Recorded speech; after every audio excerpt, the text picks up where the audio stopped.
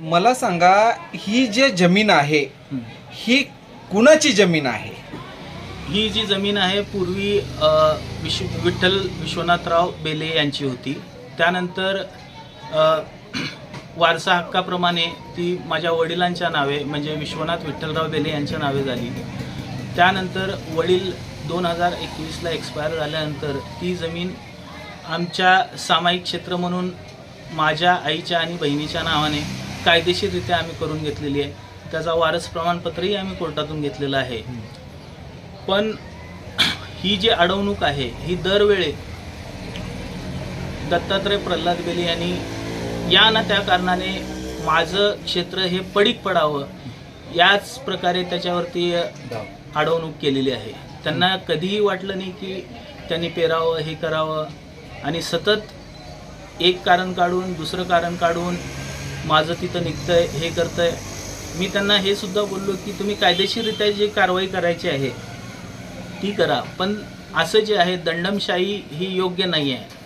तुम्ही जे काय कायदेशीर कारवाई कराल त्याच्यासाठी माझा कधीही सहकार्य राहील. पण तरीसुद्धा ते दंडमशाही मार्गानेच सतत अडवणूक करणे, पडीक राहण्यासाठी कायम हे करणे, प्रयत्न करणे हेच करत आलेले आहेत. मला सांगा, तिथे किती शेतकरी आहेत? 292 गटात ही जमीन जी आहे ती नंदकुमार विठ्ठलराव बेले जे की माझे काका आहेत सख्खे. त्यानंतर मी ऋषिकेश विश्वनाथ बेले, मीनाक्षी दिलीप मोर्डे आणि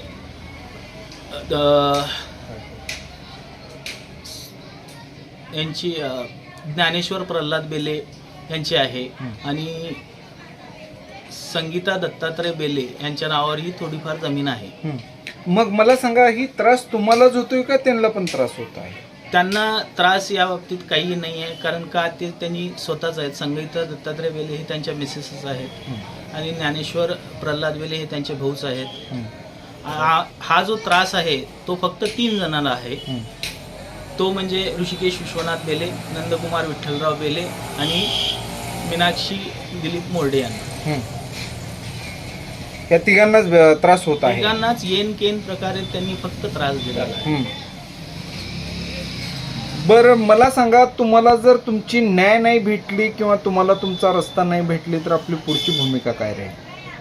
पुढची भूमिका आता पहिल्यांदा तर माझं जसं बोलणं आहे त्याप्रमाणे मी तहसीलदार साहेबांना विनंती करेन.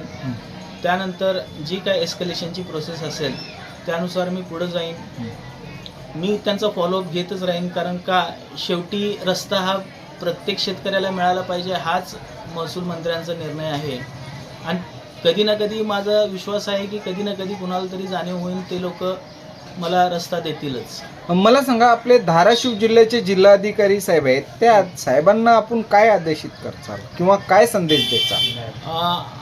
आदेशित किंवा संदेशित करण्याऐवजी मी त्यांना विनंती करेन की साहेब कृपया करून प्रत्येक शेतकऱ्याला न्याय मिळवून द्या तुम्ही. आणि आमच्यासारखे जे शेतकरी आहेत ज्यांनी सुरुवात केलेली आहे, आपला शेतीप्रधान देश असताना सुद्धा जर आमच्यासारखे लोक जर यंग लोक जर शेती करणार नसतील तर मग काय उपयोग आहे?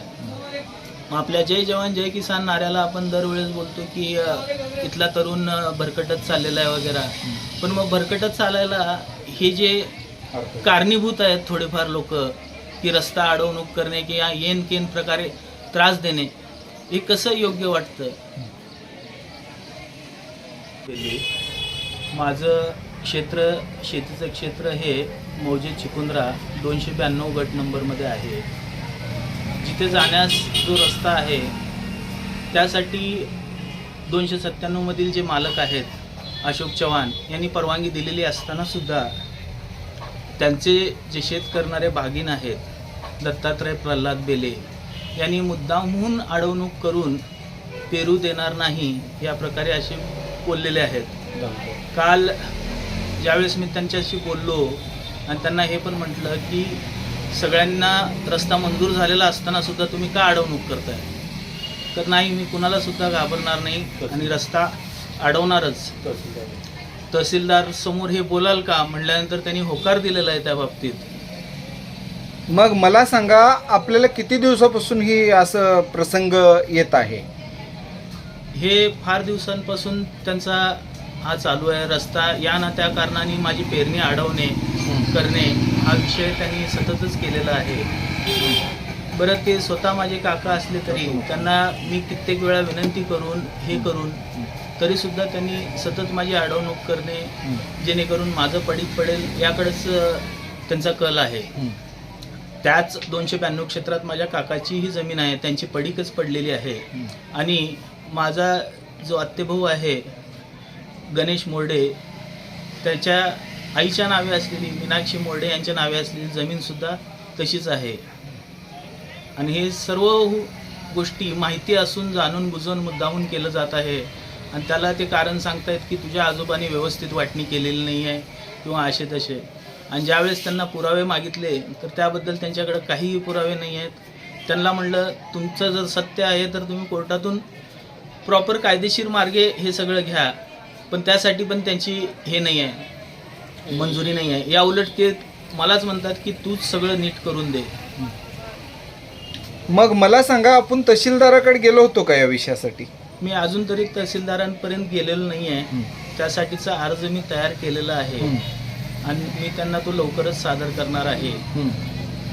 मला सांगा, महाराष्ट्राचे महसूल मंत्री म्हणतात प्रत्येक शेतकऱ्यांना शेतरस्ता मिळेल, प्रत्येक शेतकऱ्यांना 12 फुटाचा शेतरस्ता द्यावा म्हणून असा आदेशित केलेला आहे. याच्याबद्दल आपलं काय मत आहे? महसूल मंत्र्यांनी जो निर्णय घेतला आहे तो अत्यंत योग्य आहे. कारण का प्रत्येक शेतकऱ्याला हा रस्ता हा मिळालाच पाहिजे. आणि त्यातून त्याने आणखीन एक गोष्ट चांगली केलेली आहे की यापुढे जो 12 फुटी रस्ता प्रत्येक शेतकऱ्याला देण्यात येईल त्याची नोंद सातबाऱ्यावरती होईल. हा सर्वात उत्तम निर्णय आहे.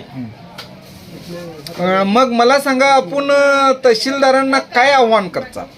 मी तहसीलदारांना हेच आव्हान करेन की माझ्या शेतीसाठी हा कायमचा रस्ता करून देण्यात यावा. कारण प्रत्येक वेळी यांना विनंती करून जर असंच अडवणूक होत असेल तर ते कोणत्याही प्रकारे योग्य नाही. जेणेकरून हे लोक कायद्याला घाबरतात की नाही असं वाटायला लागलं.